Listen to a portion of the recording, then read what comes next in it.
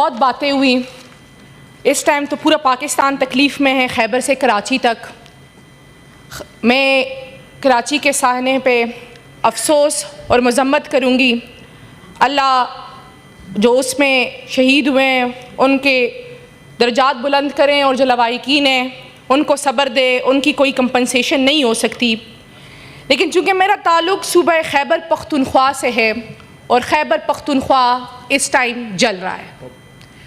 पिछले 1 महीने से खैबर पख्तूनख्वा में 30 से 35 ड्रोन अटैक्स हुए हैं।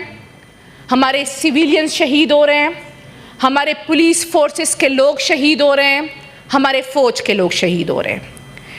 यहाँ पे बात हुई तीरा ऑपरेशन की। मैंने बड़ी गौर से बातें सुनी, मुझे लगा कोई सेंसिबल बात होगी, लेकिन जी यहाँ पे तो पॉइंट स्कोरिंग हो रही है। किसी को एहसास ही नहीं है कि खैबर पख्तूनख्वा के लोगों के साथ इस टाइम क्या हो रहा है। हमारी पार्टी पॉलिसी है। मैं एक बात यहाँ इस ऐवान में बहुत क्लियर कट करना चाहती हूँ कि हम दहशतगर्दी के ख़िलाफ़ है। हम दहशतगर्दी के ख़िलाफ़ रियासत के साथ खड़े हैं।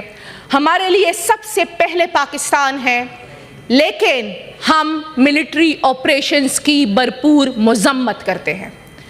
हम क्यों उसकी मज़म्मत करते हैं? हम क्यों उसकी मुखालफत कर रहे हैं? क्योंकि उससे हमारे लोग दर बदर हो रहे हैं, उससे हमारे लोगों का नुकसान हो रहा है।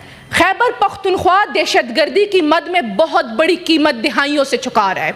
एक तरफ हम दहशतगर्दी की जंग में मारे जा रहे हैं, दूसरी तरफ हम मिलिट्री ऑपरेशन में होने वाले कोलेटरल डैमेज की वजह से मारे जा रहे हैं। यहाँ पे बात हुई खैबर पख्तूनख्वा के हवाले से। हम पिछले 2 सालों से चीख रहे हैं कि लोग आ रहे हैं, लोग आ रहे हैं, तश्कीलें हो रही है, नकलो-हमद हो रही है, एक्शन ले। कहा गया हम प्रोपेगेंडा कर रहे हैं। आज जब बहुत से इलाकों में बहुत से लोग काबिज हो चुके, हम ये नहीं कह रहे कि वहाँ दहशतगर्द नहीं है, हम कह रहे हैं कि दहशतगर्द है। लेकिन मुझे बताया जाए कि वफाक ने खैबर पख्तूनख्वा की हुकूमत को कितने टाइम अपने साथ बिठाया इस दहशतगर्दी के मसले से निमटने के लिए। मुझे बताया कि हमें कितनी मरतबा ब्रीफिंग दी गई इस दहशतगर्दी के मसले से निमटने के लिए। जब हम आपसे कह रहे थे कि दहशतगर्द आ रहे, आप लोग कह रहे थे कि जी आप प्रोपेगेंडा कर रहे थे।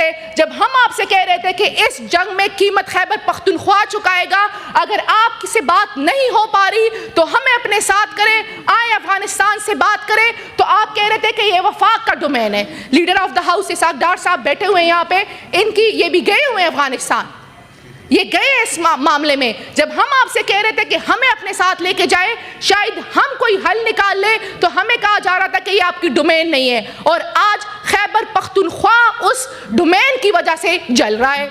आप कह रहे थे तीरा ऑपरेशन, सूबाई हुकूमत। मैं ऑन द फ्लोर ये बात करना चाहती हूँ कि हमने इस ऑपरेशन की इजाजत नहीं दी।